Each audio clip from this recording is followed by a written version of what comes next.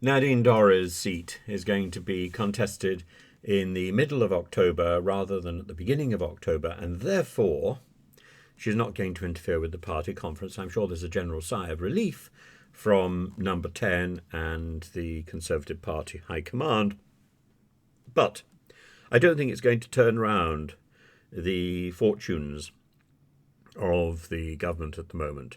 The fortunes of the government are stymied because Rishi Sunak doesn't seem to have the force of personality, the charisma, to be able to set an agenda that resonates with the British people. Instead, he's been sold this Mr. Nasty, and it's not something that works well for him.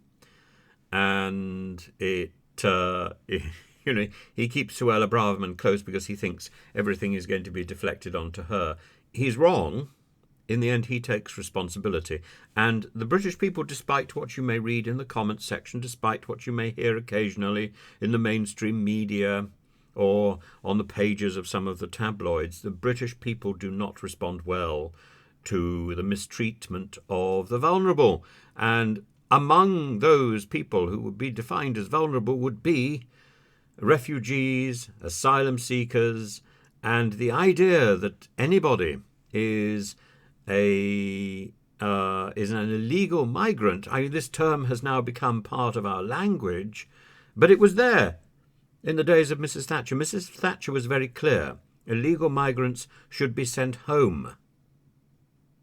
And what are illegal migrants for Mrs. Thatcher? Illegal migrants are those who have been processed and rejected and refused to leave, or those who have had a visa which has expired, they have overstayed their welcome. Those are illegal migrants. And this repurposing of the terminology in order to add confusion, in order to stoke up the xenophobia, the distraction from the failure to get things done, from the failure to achieve success, that will not work.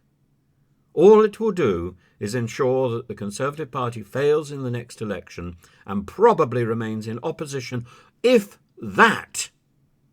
I think Rishi Sunak, the longer he ties his flag to Suella Braverman's post, is ensuring the fracturing, the destruction, the disintegration, the annihilation of the Conservative Party, one of the most successful political parties in our history, is destroyed by a weakling without charisma.